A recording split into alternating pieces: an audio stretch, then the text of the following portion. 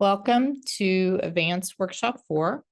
For Advanced Workshop 4, we're first going to talk about the exams we have. We have the CALP exam and the CALT exam that you can take to become certified. CALP stands for Certified Academic Language Practitioner. CALT stands for Certified Academic Language Therapist. We have a free prep class for those exams. If you're interested in those prep classes, please email Sydney and she will tell you the dates for the prep class. If you're interested in taking the CALP exam, you'll need to finish all the requirements for level 1 intro plus 60 hours of teaching students alphabetic phonics. If you would like to take the CALT exam, the Certified Academic Language Therapist exam, then you have to finish all the requirements for level 1 and level 2 and 700 teaching hours working with students through alphabetic phonics. You also have to have a bachelor's degree to take the CALP exam. You have to have a master's degree to take the CALT exam. So a bachelor's for CALP, a master's for CALT. If you don't have a master's degree and you want a higher certification than CALP, you can take the certification test through the International Dyslexic Association, and we can help you do that as well. So just let us know what you want to do, and we can help you in getting those exams taken. Here's our agenda for Advanced Workshop 4. On YouTube, you'll have a video to watch of Dr. Janelle Tiedemann. She works here at Fundamental Learning Center, and she's a licensed psychologist, a clinical psychotherapist, and a school psychologist. And she's going to talk about understanding educational evaluations and testing. Then after that, there's another recording that you can watch on how the benchmark testing guides instruction. And we give you some ideas on how to use that benchmark testing to guide instruction. Then we did small breakout groups in class where we discussed the different benchmarks, and if those were our students, what will we do with them? Then in the afternoon for the workshop, we reviewed all the concepts in level 3C and 3D. So you'll find these concepts in level 3C if you're using dyslexia training, level 3C. You'll find the concepts in level 3C and 3D if you're using situation learning. The dyslexia training book combines level 3C and 3D. Situation learning has 2 separate books. If you would like to order a level 3C and level 3C dyslexia training, you can order them through christianbook.com, or you can pick them up at Watermark Books. If you have trouble ordering them, just let us know and we can help you. So we're going to talk about concepts that you're going to find in Schedule 3C. If you don't have a Schedule 3C, then we just want you to take notes on your PowerPoint. And when you get there, you can go back and look at your notes that you're taking on the PowerPoint. So we're going to start off with reading decks. So we're first going to start off with our reading deck. So I'm going to stop share so you can see the deck a little bit better. And the reading deck, this reading deck has been divided into secure deck and to insecure deck.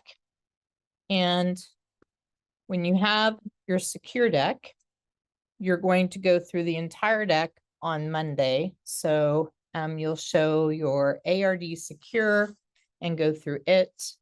And then you're going to do the IRD secure and go through that, saying the keywords and sounds. Then the rest of the week, you're going to show the ARD secure, and then you're going to go back through and give keywords and sounds using this deck. So let's go through this. We have suffix ed, J, combination UR, digraph TH, combination ER, U, digraph AY, A constant E, combination QU, U constant E, digraph EE, digraph SH, combination AR, W, E constant E, combination OR, digraph AI, combination IR, I constant E, O constant E, trigraph IGH. So now let's go through it again, and this time we're going to give the keywords. So, whoops, with this deck. So I have jam, J, mother, thimble, umbrella, unicorn, U, cake, A, cube, U, ship, wagon, W, fork or world or doctor, bird, rope, O, folded, ed, celled, d, jumped, t, turtle, fern, letter, tray, A, queen, feet, E, 3E, star, R, dollar, athlete, E, sail, A, 5I, and light, I. Okay, now we're going to go through our insecure deck. So the first thing I'm going to look at is our ARD insecure. And these are all the cards to the end of schedule 3C. So this is it. There's been a lot of retired cards in this as well. So we have diphthong OW, digraph OW, digraph UE, digraph IE, vowel Y, A, digraph EU, digraph OE, G, digraph EI, digraph OA, digraph EW, diphthong OY, digraph diphthong OY, digraph OO, final stable syllable SION, digraph AU, diphthong OU, digraph OU, quadrigraph EIGH, C, digraph AW, trigraph DGE, digraph PH, O, final stable syllable TION, combination WH, Y consonant E, diphthong OI, digraph CH, trigraph TCH, E, digraph EY, I. So you'll notice that there's a lot of digraphs in that deck. So when you get to schedule 3C, you're introducing lots and lots of digraphs. So our keywords for these are cup, mice, apple, apron, A, banana, ball, watch, explosion, jun, percussion, shun, igloo, iris, I, statue, U, package, idge, pitcher, chur, out, ow, soup, oo, fern, letter, cow, ow, snow, o, 8A, saw, all, priest, E, pie, I, octopus, all, opener, O, onion, elephant, equal, E, book,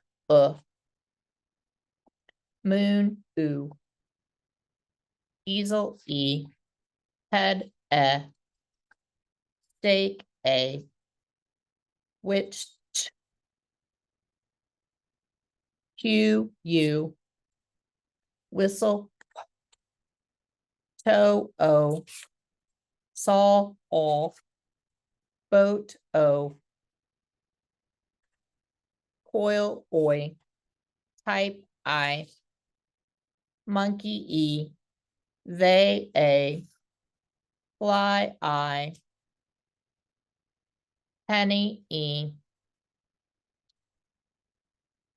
Now we're going to add these when we get to schedule 3. So we're going to have hydrant I and Jim I. So hydrant I and Jim I are going to be added behind vowel Y. Chair, ch, school, chef. Then we have ceiling E, vein A, Europe U, pork or, world doctor badge J, umbrella unicorn U, phone goat G, giraffe J, and station shun hinge J. So those are all the decks to the end of schedule 3C. So let's look at our spelling deck.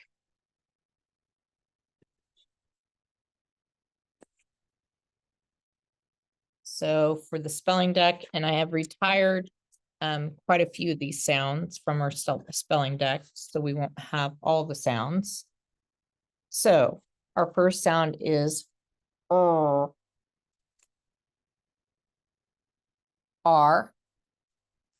ah, O, comma, A, all, digraph AU, comma, A, final position, digraph AW. I, consonant E, comma, I, final vowel Y. O, consonant E, comma, O, final position, digraph OW.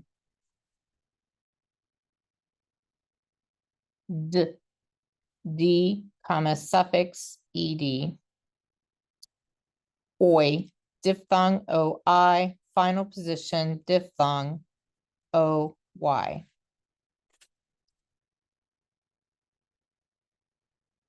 Or, combination OR. A, consonant E, comma, A, final position, digraph AY. Oo, digraph OO. Digraph OO. E, T, comma, suffix ED. R, combination AR. K, comma, C, final position, digraph CK, comma, K, comma, KE, comma, C.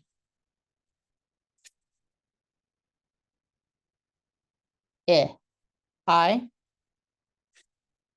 J, comma, G, final position, trigraph DGE, comma, GE.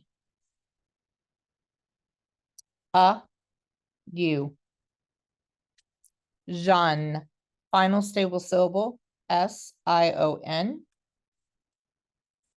Ow, diphthong OU, final diphthong OW.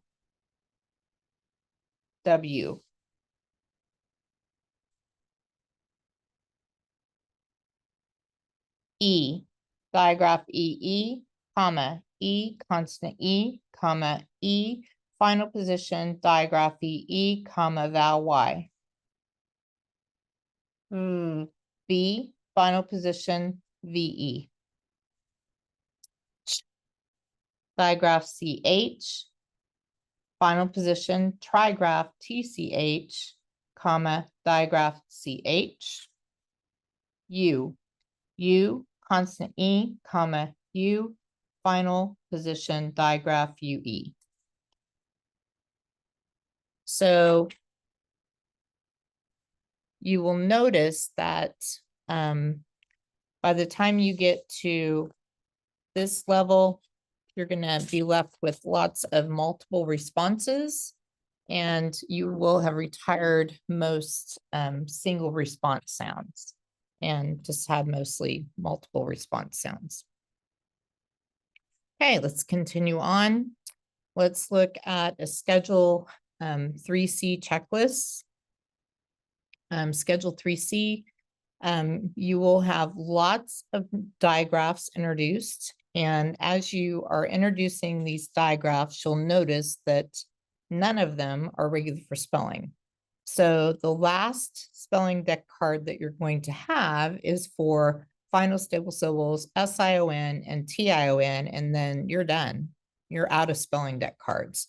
So everything after that concept presentation is not regular for spelling.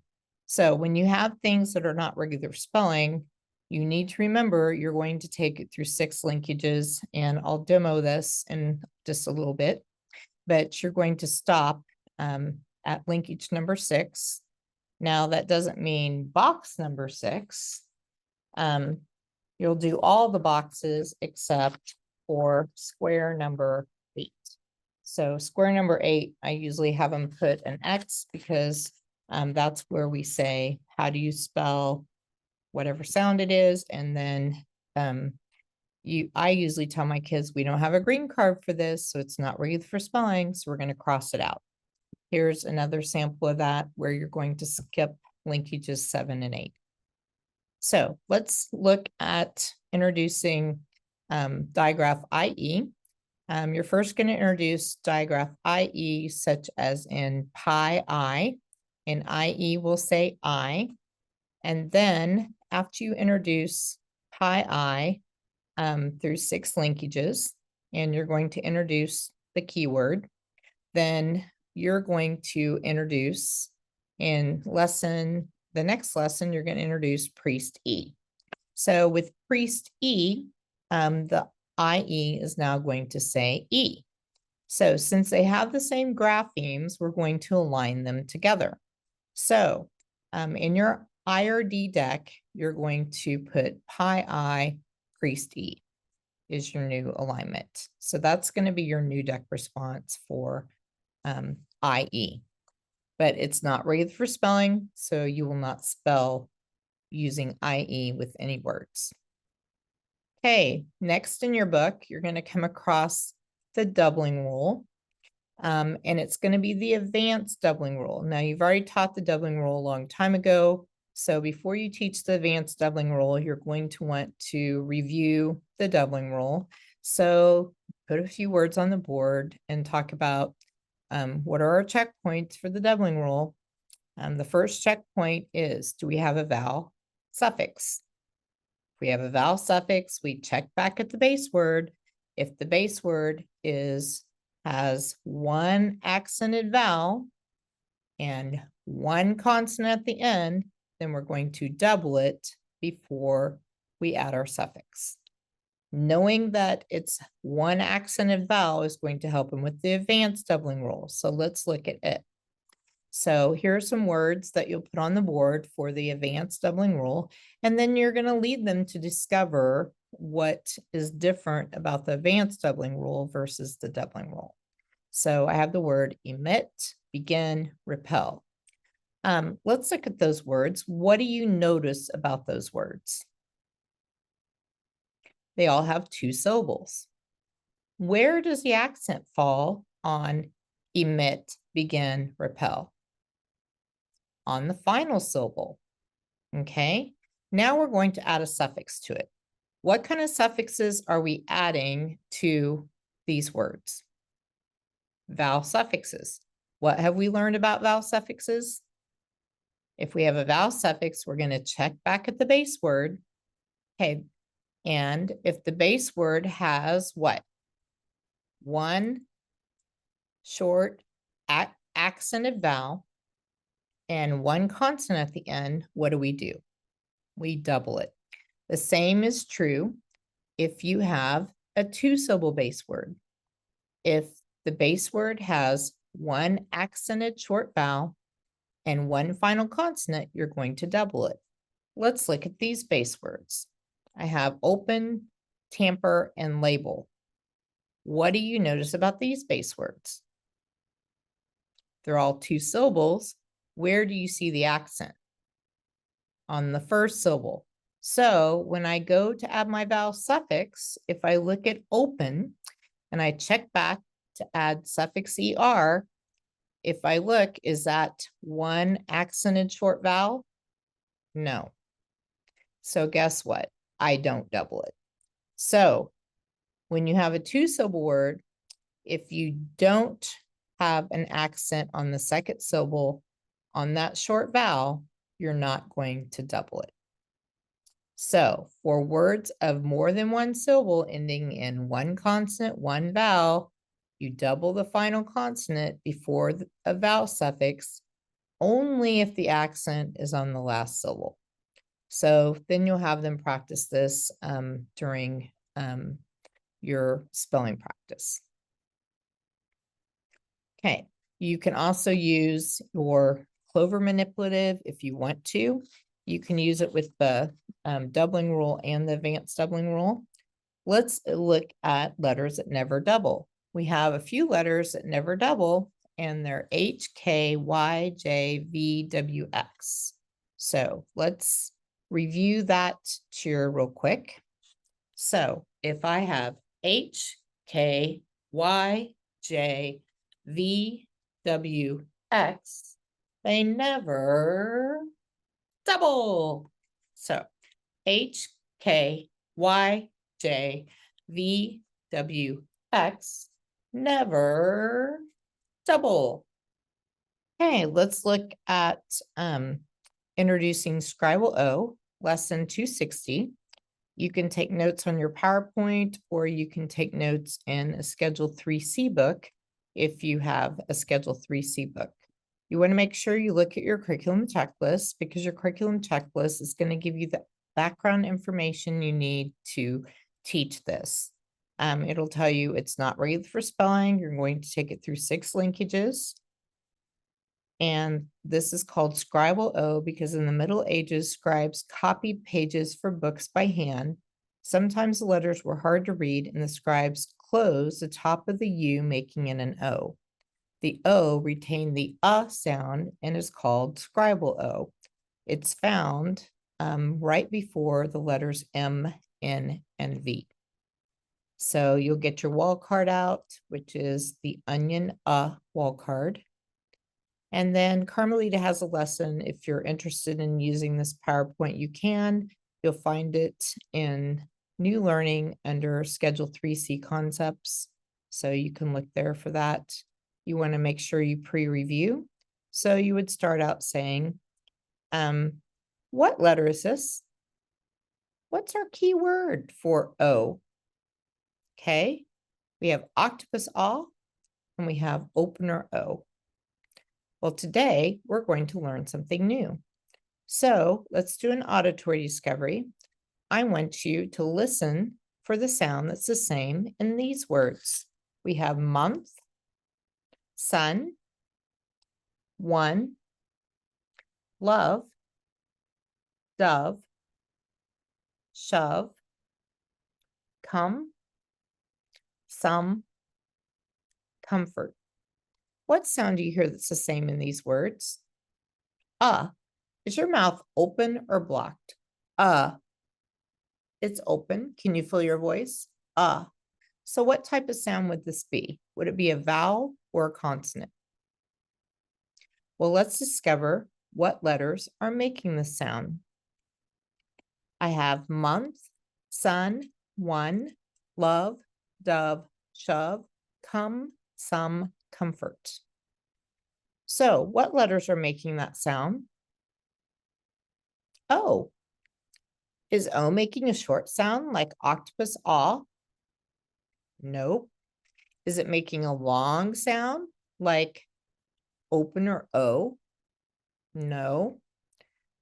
What are we going to call this aw sound? We're going to call it scribal O, and we'll find out why in a few minutes. But scribal O is going to say ah.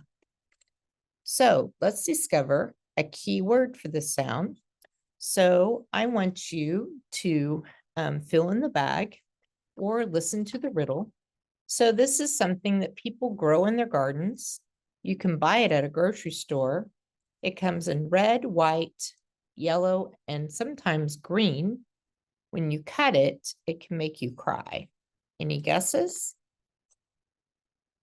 It's an onion. I have a purple one and a yellow one. So our keyword is onion. What are the 4 properties of our letter? Its name, shape, sound, and fill. What never changes? The name. So the name of our letter is O, onion, And guess what? What's changed today? Oh, the sound changed today. So we have O, and our keyword is onion. The sound is So let's see, how do we write O on the board? So when I write an O, I use the approach stroke, curve under, over, stop, curve under, over, stop, trace back around, and release. I usually have my kids tell me the approach stroke because they should know the approach stroke by now. So let's skywrite it 3 times. O, O, O. And you can have them say scribble O as well. So the name of our letter is O.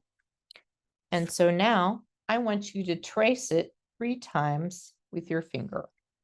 So let's trace it on our linkage paper 3 times with our finger. The name of our letter is scribble O. Scribble O. Scribble O. Trace it 3 times with your pencil. The name of the letter, scribble O. Scribble O. Scribble O. Open it up and make a copy. The name of our letter is scribble O. Turn it over, make 2 from memory. The name of the letter is scribble O. The name of the letter, scribble O.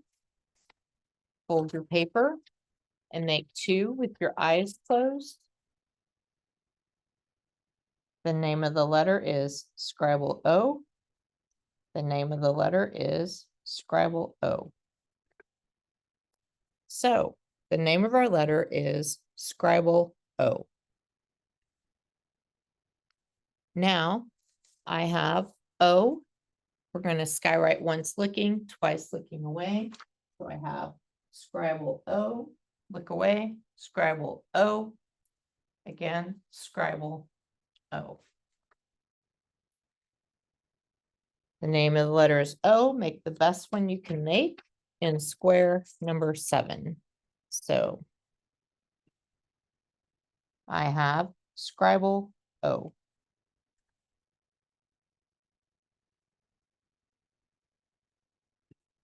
The name of the letter is scribble O, and we have our keyword is onion. So now we're going to skywrite 3 times saying onion. Onion, onion, onion, Okay, do you see a green card for this? No green card, huh? So this is, I'm going to say scribble O. You're going to say onion. I'm going to say scribble O, and you're going to say onion, scribble O, onion, scribble O, onion, scribble O, onion, We will not do linkage 7 and 8 because there's no green card. So you're going to put an X on linkage 8. We will not spell with scribble O. So we're not going to add Scribble O to our spelling deck, but we are going to add it to our reading deck. So now for O, we have octopus all, opener O, and onion up. So we have octopus all, opener O, onion up. Okay, let's read a couple words with this. So let's look at some of the words that we had. So we're going to look at the words. For Scribble O, we're going to code it with a tittle when it makes this sound. And then we're going to discover, and a tittle is a dot. So we're going to dot the O and code it with a tittle. Let's look at these words and read them in a column. So we have month, sun, one. What letter do you notice comes after the Scribble O? An N. Now we have love, dove, shove. What letter comes after Scribble O in that column? V. And I have come, some, comfort. What letter comes after Scribble O in that column? M. So guess what? O is only going to say before an N, V, or M. So that's the only time it's going to say So why do we call O Scribble O? Let's look and see.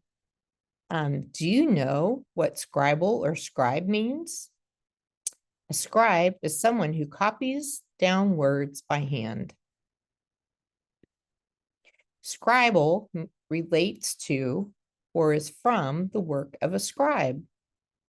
Did you know in the Middle Ages, scribes copied pages for books by hand? Sometimes the letters were hard to read and the scribes closed the top of the U, making an O. So the O retain the short U sound, and we call it Scribble O. So isn't that crazy that the scribes got tired before writing that U before an M, N, or V, and it closed the top, and now O says an sound? I think that's crazy how that happened. So we have Scribble O, and it says It's found adjacent to the letters M, N, and V in the accented syllable, and we code it with a tittle. So let's look at some words with Scribble O. We have sponge, dove, sun, onion, oven, and we're going to practice coding some words with Scribble O.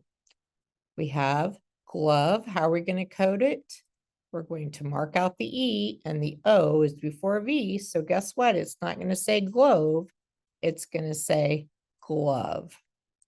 This, we have an O before N. It's not going to say It's going to say So we have sun. And we have an O before N. It's not going to say It's not going to be month. It's going to be and it's going to say month. So Scribble O. And we have a little story for Scribble O about some very naughty monkeys. So in your set, you have a story about some very naughty monkeys. And here's what the naughty monkeys look like. You can print them off, cut them out if you want to use a story.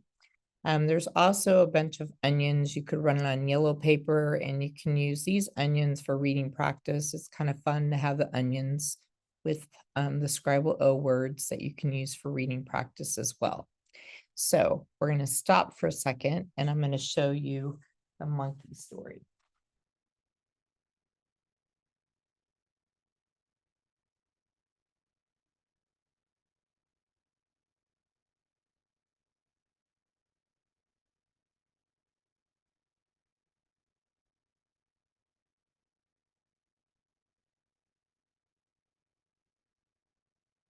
So I have a tree, and then I have a mama monkey. Once upon a time, there was a mama monkey named O. And she had 3 naughty little monkeys. And these naughty little monkeys were named M, N, and V. So we have our naughty monkeys, M, N, and V. And those naughty little monkeys liked swinging way up high in the tree.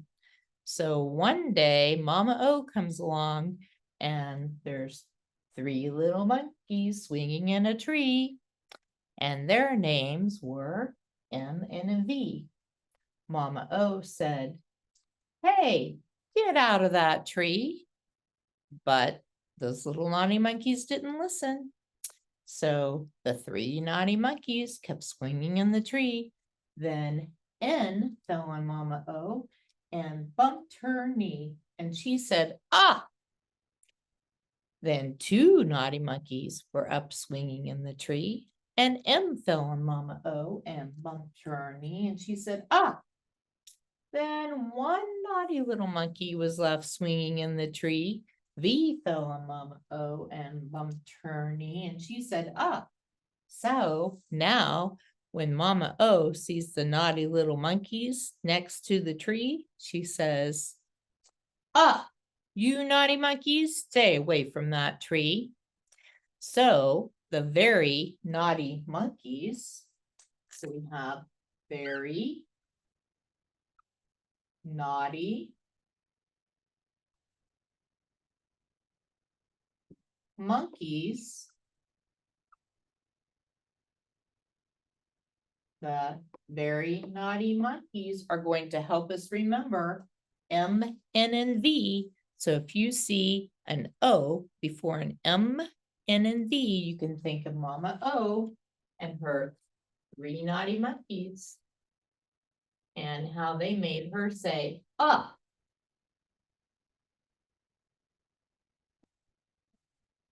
So silly little story, but sometimes those silly little stories help our kids remember things better. So you can choose to tell the story or not, either way, any way that you want to do it. Okay, we're going to do a quick pre-review. We have a vowel and a closed syllable short, put it with a brief. A vowel and an open accent syllables long, code it with the macron. If you have a vowel digraph, you underline it. If I have a vowel consonant E, the E is silent, the vowel is long, code it with the macron. If I have a vowel R, I'm going to arc my combination. So what if I have, sometimes I have a vowel in an unaccented syllable, like I have E, O, and U. And if they're unaccented, then they're half long. If I is unaccented, it's going to be, if I is unaccented, it's going to be short. If A is unaccented, it's going to be obscure. So E, O, and U, when they're half long, sometimes they say ah, or they can say more eh or E, somewhere in between. I is always short when it's unaccented, and A is obscure, so it's going to say like in banana. So we're going to need that information for our next syllable division pattern. So with this syllable division pattern, it's our last syllable division pattern that you're teach. It's going to be vowel, vowel. So the first time you look at the word, you're going to see, is there a recognizable vowel pattern? And the next time you're going to look at the word and you're going to divide between the 2 vowels accenting on the first syllable. The next time you look at the word, you're going to divide between the 2 vowels accenting on the second syllable. So let's look at the first one. Do you see a recognizable vowel pattern? No. So we can't sound out that word. Okay, this one doesn't have a recognizable vowel pattern. Let's try our first choice. We're going to accent on the first syllable, and it's going to make that vowel long. It's going to be riot. Does that make sense? Like riot makes sense. Do you know what a riot is? Let's try this next pattern and make sure. If we accent on the second syllable, it's going to say riot. Does riot make sense? No. So it's definitely riot. Let's look at the next one. D-I-A-L. We have two vowels. Is that a recognizable vowel pattern? Nope. We can't sound that out. So let's divide between our two vowels, accent on the first syllable, and I have dial. That makes sense, doesn't it? Let's look at the next pattern. If I divide between the two vowels, accent the second syllable, and I have dill. Does dill make sense? No. So it's definitely dial. The next one is OA, a recognizable vowel pattern? Yes. So let's code it. And it would say bow. Bow could make sense. It could be someone's name, but it's not how we spell someone's name most of the time. And it's not how we spell a bow like you put in your hair. So let's try the next pattern. We're going to divide between the two consonants, accent on the first syllable, and we have bow, and then A is an unaccented syllable, so it will say boa. Do you know what a boa is? You can have a boa constrictor, and you can have a boa that you put around your neck that's all fancy. So let's try this one. And it's ba-a. We don't know what a ba-a is. That's even really hard to say. Okay, let's look at this pattern. Is it a recognizable vowel pattern? Let's try it. Poem. Is poem a word? No. Let's try the next pattern. Mark your vowels. Divide between the two vowels. Accent on the first syllable. And I have poem. Does that one make more sense? Yes, I know what a poem is. So let's try this one. I'm going to accent on the second syllable and it would say poem. Do I know what a poem is? No. So it'd definitely be the middle, poem. Okay, the last one, do we have a recognizable vowel pattern? Yes. We have a diphthong, O-I, stoic. Does stoic make sense? No. So let's try a different one. We'll accent on the first syllable and we have stoic. Does stoic make more sense? Yes. Let's try this one. Accent on the second pattern and I have stoic. Stoic does not make sense. So that's how you'll do the vowel pattern. A lot of times by the time you get to this point, they know what some of these words are. They don't have too much trouble with them because they already know the words. But I teach them how to divide them all three ways, and then we'll circle the one that's correct. Remember, once you introduce a new syllable division pattern, you want to make sure they have opportunity to code at least 50 words with that syllable division pattern before moving on to the next syllable division pattern. This is your last syllable division pattern, so you want to make sure you give them plenty of opportunity to code words using it. Okay, now we're ready for to look at this sound. This is the only quadrigraph that you're going to introduce. So this is going to be quadrigraph E-I-G-H, and it'll be the only one that you introduce. So you want to take notes in your book that E-I-G-H is a quadrigraph. It is not regular for spelling. In fact, there's hardly any words that have quadrigraph E-I-G-H, and you're going to take it through 6 linkages.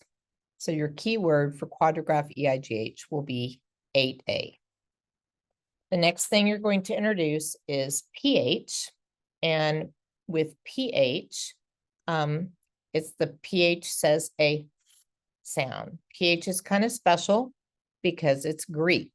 So you might want to go over some origins of language before you introduce PH. and we'll do some origins of language in just a minute.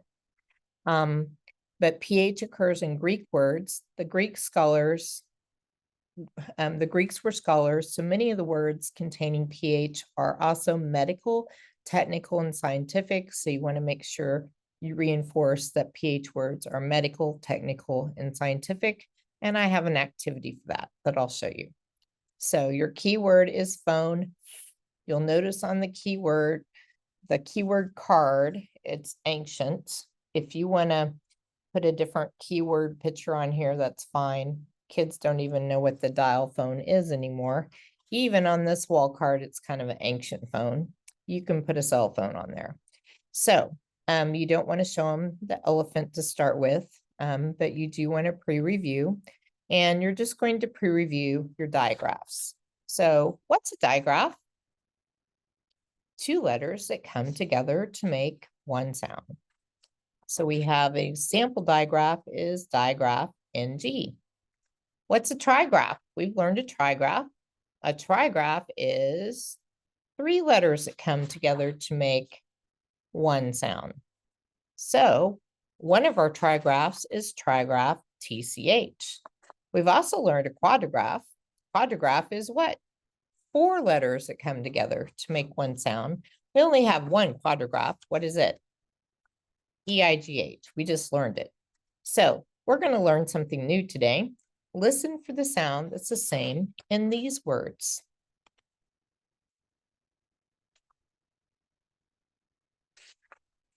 Say phase, graph, sphere, prophet, dolphin, trophy.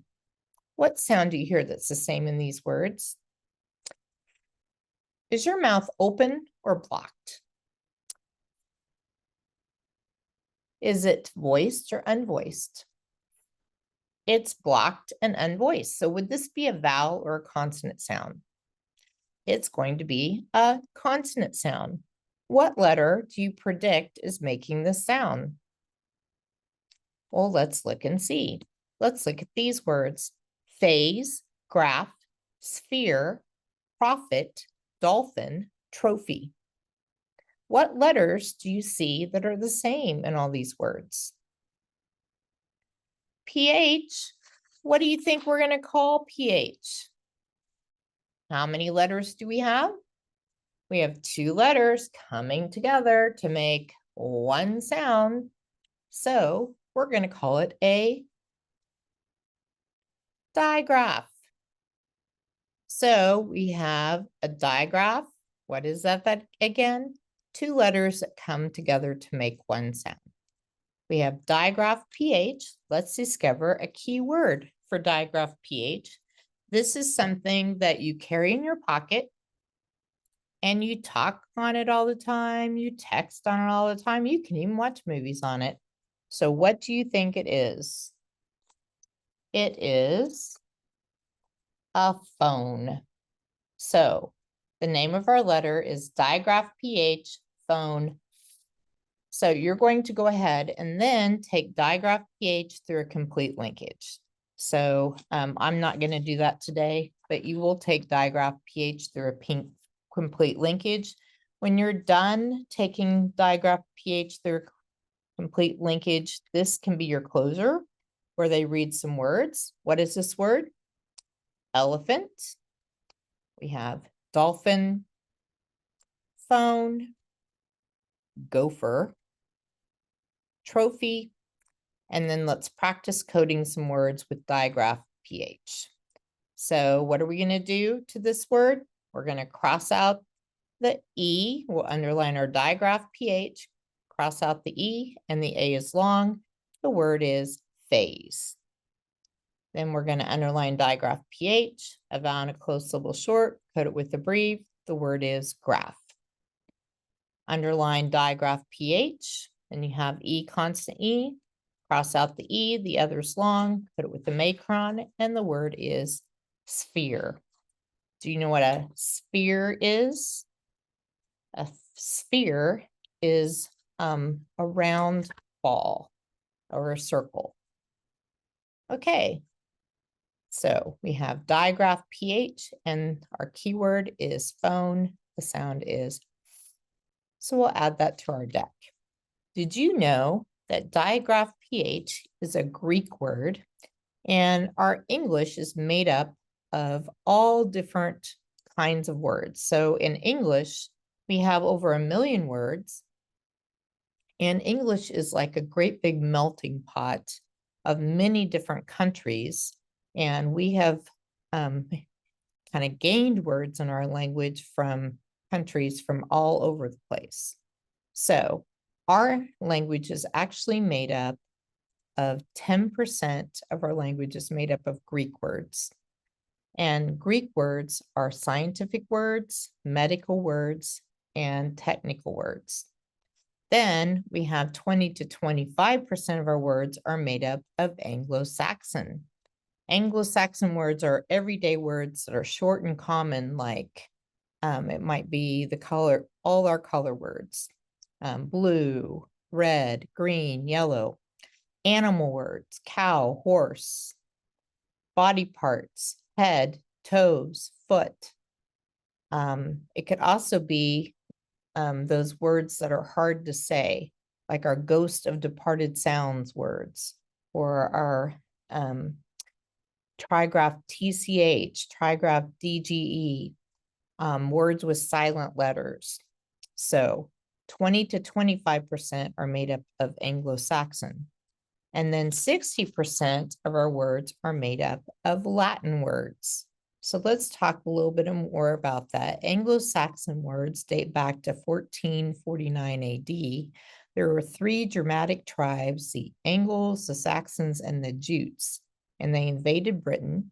These people were simple people, hunters and gatherers, and they used lots of short, familiar words that we hear every day. Most of the words on like the Dolch list or the high frequency words that are on the Fry list, those are all Anglo-Saxon words. Norsemen and Vikings brought new words, so did the Christian missionaries. Then Latin words. Latin was the language of the Romans who ruled most of Europe. And the Latins,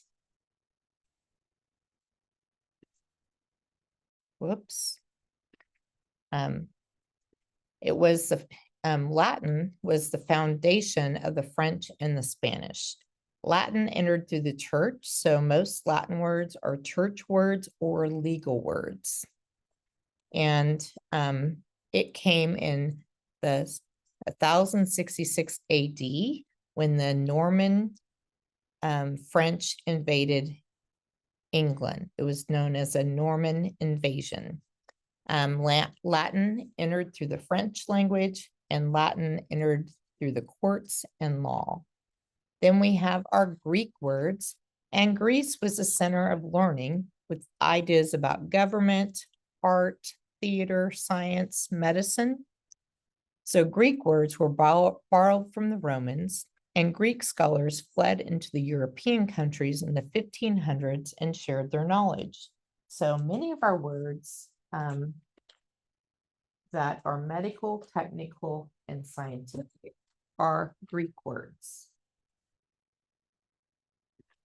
So we're going to look at some words, and what I have my students do is I have my students start sorting some of the words. So I have them take their PH words and I'll have them sort those. I'll write them on cards and I'll have them sort the words into, is that a medical, technical, or scientific word? So I have these cards, I put them on cardstock, and then I put magnets on the back. And then I give them words to sort into medical, technical, and scientific. So, and then we talk about the definitions of those words. So in the digital file, you'll have PH words that they can sort. And then later you're going to have some Greek Y words that they can sort. In Schedule 3C, we're also going to learn about French words. You'll start introducing some French sounds, and then you're going to introduce some French endings. So around 10,000 words were brought into the English from the French language, including a large number of abstract nouns. While the humble trades retain their Anglo-Saxon names like baker, miller, shoemaker, the more skilled trades adopted French names like mason, painter, tailor, and merchant.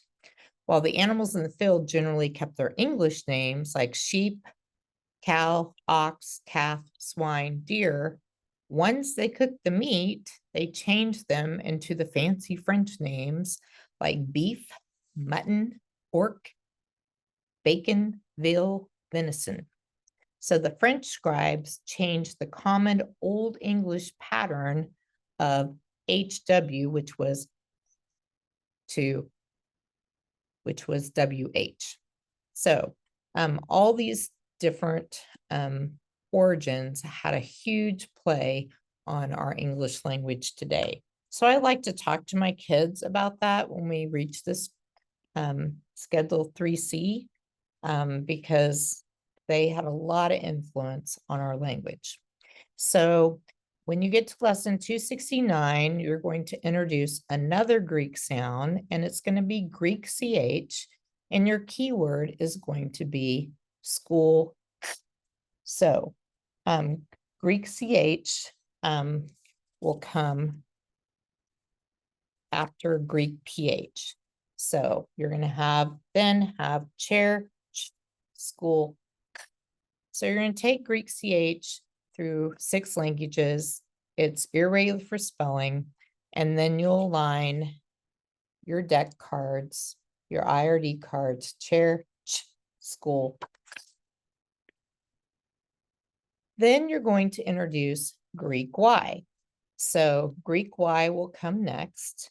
And when I introduce Greek Y, I like to do them all at once. When I introduce Greek Y, I also do not take them all through a linkage. So, because I just didn't find that it was necessary to take all the Greek Y words through a linkage. So when I introduce Greek Y in your digital file, there are a bunch of words that have Greek Y. And so I like to take them. You have a list of Greek Y that says I, like in gym, Greek Y that says I, like in hydrant, and Greek Y that says I, like in type. So I will take them and I copy them on 3 different colors. So I have the I words on blue, and then I have the I words on green. And then I have the white consonant E words on pink. So I like to take my words, copy them in those 3 different colors. Then I pass them out to my students. I tell my students what the words are. And then I have them discover the 3 sounds of Greek Y. So Greek Y is considered vowel Y. It comes to us from the Greek language and may be found in scholarly, medical, and scientific or technical words. So you may do the 3 introductions again through 6 linkages or introduce all the 3 sounds at once. So I just do all 3 at once. So then after I introduce them, I'll tell them this cute Greek Y story. So I'm going to introduce Greek Y for you first, and then I'll tell you the cute Greek Y story. So here we go. So what I would have my students do, I would say, let's listen to some of these words and see what you hear that's the same.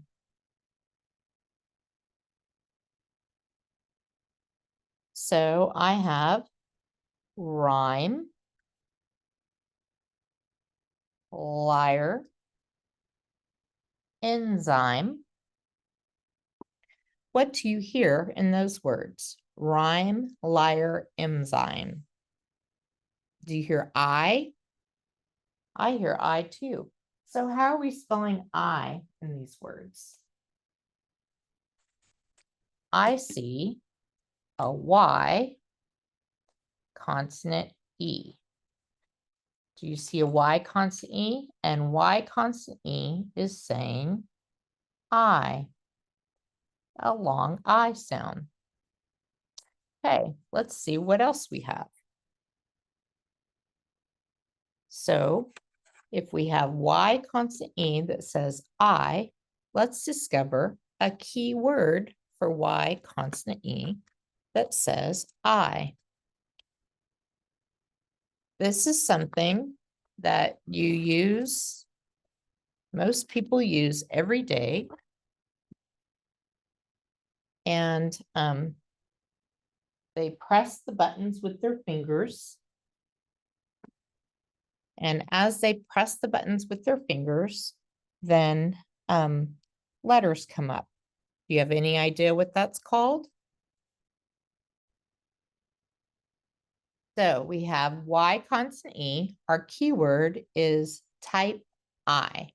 So Y constant E, type I. Well, let's see, listen to some other words we have. Here I have lyric, syllable, and typical. Lyric, syllable, typical. What sound do you hear that's the same in those words? You hear an I sound? So how is the I sound being spelled in those words? So I have a Y, and this time Y is saying I. So I have Y saying I. So we're going to call it vowel Y. So vowel Y is going to say I. Let's discover a keyword for vowel Y. This is a place that you go that you can play basketball, you can watch sports games, or you could even work out. What do you think it is? It's a gym. So our keyword is vowel Y, and our keyword is gym I. You're not going to have these cards in your deck, and so you're going to have to print off these cards. These cards we found on your digital drive, print off the cards, and then add them to the deck. So we have vowel Y, gym I. Let's discover one more today. So I have some more words. I have words like hybrid, dynasty, and nylon. Hybrid, dynasty, nylon. What do you see that's the same? What do you hear that's the same in those words? I. Okay. What letter's spelling the I? Y. And what sound is it saying? Y is saying I. So we have vowel Y again. This time Y is saying I. So let's discover a keyword for this. This is something that you might have in front of your house, or you'll have on the corner of your street. Firemen hook up their hose to it in order to put out fires. It's called a hydrant. So I found this cute little hydrant in the dog toy section at one of the pet stores. So it's hydrant. So our keyword is hydrant I. So I have vowel Y again, vowel Y, hydrant I. So now I'm going to have all these in my deck, and I'm going to have fly I, penny E, hydrant I, gym I. So I've got vowel Y in my deck for vowel Y. I have fly I, penny E, hydrant I, and gym I. Okay, now we're going to have a little story about why the Greeks decided to use Y as a vowel instead of using the letter I. So we're in Rome right now, and you can see the Colosseum, you can see a Roman. Let's do a quick review. We have consonant Y. Consonant Y says y, like in yarn. Then we learned about vowel Y. And vowel Y, today we learned two new keywords. We have gem, I, and hydrant, I. Okay, we also learned that we have a Y consonant E, and Y consonant E can say I as well, like in type. So let's look at these words here. And so we have oxygen, nylon, type, and paralyze, cypress, rhyme, crystal, hybrid, and typical. So we have vowel Y, and we're going to look at some words. So we're going to sort some words like oxygen. Oxygen, is it saying I like gem? Or is it saying I like hydrant? Or is it saying I like type? Oxygen is saying I like gem. Nylon, like hydrant. Type is like type. Paralyze is I like type. Cypress is I like hydrant. Rhyme, vowel consonant E, Y consonant E is I like type. Crystal, I, like oxygen. Hybrid, I. And typical is I. So you have an activity that you can do with your kids. Once you've taught it, you can have them sort some words. Okay, these vowel Y words are from the Greeks. Let me tell you a story. Once upon a time, in a land very far away called Rome, the letter I came looking for a job. I need a job. Rome was in the process of forming their alphabet, and the letter I was hoping to find a position making words, which was what he did best. I was a very simple, average letter, and the Romans were just not impressed with his appearance at all. They thought his sound was perfect for their needs, but they couldn't imagine how the letter I could ever fit into their complex way of life because he was just so plain and simple. The Romans decided to figure out a way for I to fit into their society. They held conferences, forums, and lectures debating on the best way for I to enter the prestigious Roman alphabet. Finally, they came to a consensus. The Romans decided that I needed to undergo a minor surgery. Poor I. He was a bit hesitant, of course. He thought he was just perfectly fine the way he was. I am just fine the way I am. The Romans loved his sounds, but they were so concerned with his appearance that they insisted he undergo a change. The letter I was in desperate need of a job, so reluctantly he agreed. I need a job, so I'll do it. As the saying goes, when in Rome, do as the Romans do. The Romans needed a professional to do the job right away, so they called in a Greek physician to make the adjustments. The physician worked several hours trying to come up with the perfect shape for I. Finally, he developed what we now know as the letter Y. In honor of the Greek physician's work, the Romans decided to use the letter Y as a vowel in many Greek words. So when we see Y in a Greek word, we can blame the Romans and pretend it is an I. Greek Y sounds and behaves like vowel I. This Greek Y is not in final words. Words with Greek Y come to us from the Greek language and are usually scholarly, medical, technical, or scientific words. So let's practice. So you would print off those word cards. And you could have them sort them into medical, technical, and scientific. You've got some other cards you can print off, and they can sort them into I that says I that says I, and Y constant E that says Y.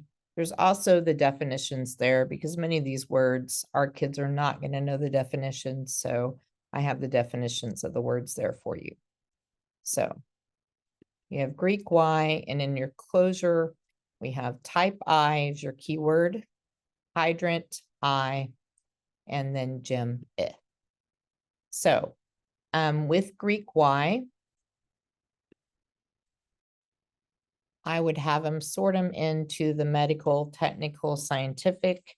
So I would give them a word like type, is that medical, technical, or scientific?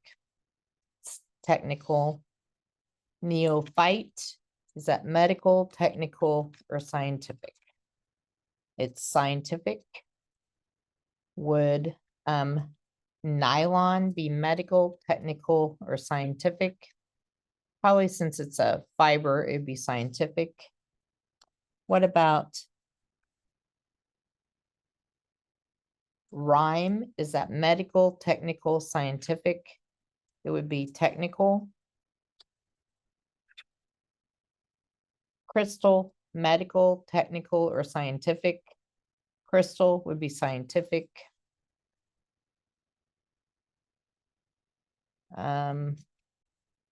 Let's do this one. Enzyme, would that be medical, technical, scientific? Enzyme would be medical. So that's what I have my kids do with the cards. These are hard words. We're getting into upper level words. They're around 8th grade, upper level 8th grade words. They're much harder. So you can spend a little more time on sorting them and talking about the meaning of these difficult words. So we've learned 2 Greek things. We've learned Greek PH and we've learned Greek Y. So let's look at the next introduction here. The next thing you're going to introduce is digraph EU. And let's look at digraph EU. It is not regular for spelling. You're going to introduce it through 6 linkages.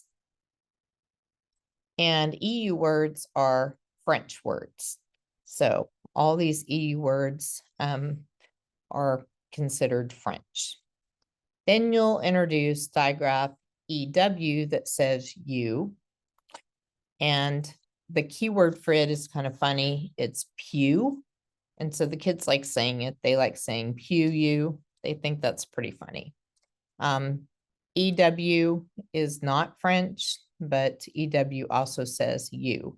You will not put EU and EW together because they do not have the same grapheme and they are not regular for spelling.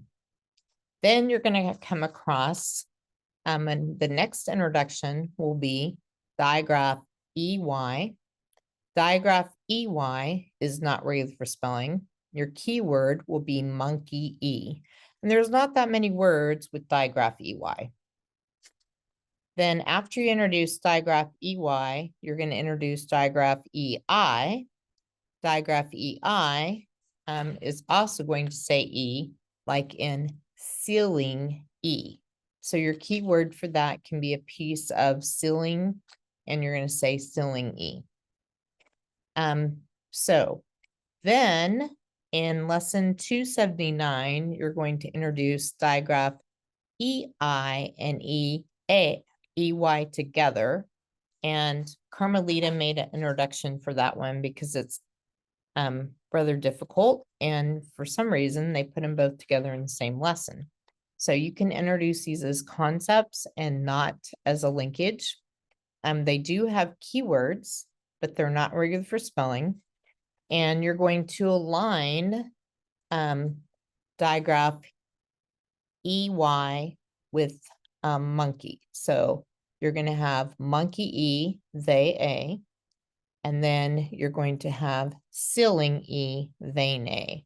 So you'll have to look for the keyword card for they A will be found in the back of your wall cards. So you're going to have to look in your wall cards for that keyword card and cut it out. So you have to print it off and cut it out because you will not have one in your deck. So you have they A, and then you have vein A. And a nice filly for that is if you go to the Halloween store and find a fake hand and you can draw some veins on it. So it's kind of funny. Okay, so let's look at digraph EI and EA. And let's do a pre-review. Your pre-review would be a digraph. What's a digraph? Two letters that come together to make one sound. And let's review. We have digraph NG, and digraph NG says, what's a trigraph? A trigraph are three letters that come together to make one sound. A sample of a trigraph is trigraph TCH that says ch. So we're going to discover something new, an auditory discovery. Listen for the sound that's the same in these words. So you're going to have to look up and write these words down before you give them to your kids so they can hear them. Listen for the sound that's the same in these words. I have rain, veil, faint, beige, vein, there. What sound do you hear that's the same in these words? A. Okay. So is your mouth open or blocked? A. Can you feel your voice? A. So what letter do you think is making the A sound? Well, let's look and see. I have rain, veil, faint, beige, vein, there. What letter do you see that's making the sound? EI. What are we going to call two letters that come together to make one sound? A digraph. How do we code a digraph? We underline it. So we have our new letters, our digraph EI. Well, let's discover a keyword for digraph EI. Okay, they'll fill in the bag and pull it out, and they'll discover vein A is the keyword. So we have digraph EI, and our keyword is vein A. So let's look at some words. With digraph EI, I have beige, veil, vein, and our keyword vein A, and rain. Let's practice reading some words with digraph EI. What do we do with the digraph? We underline it. There are not any letters that are making the A sound, so we're not going to cross anything off. We're just going to underline it. Our word is veil. And a veil is something that a bride might wear on her wedding. Then we have digraph EI, underline it. Our word is reign, like a horse's reign, or a king could reign and rule over his country. We have digraph EI, underline it. Our word is vein, and this kind of vein would be like on your hand. So you can see the veins in your hand. So digraph EI, vein A. Let's discover something else new today. So listen for the sound that's the same in these words. We have they,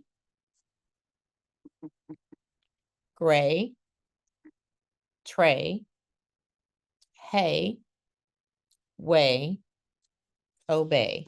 What do you hear that's the same in these words? A. How do you think we're going to spell A? Let's look and see.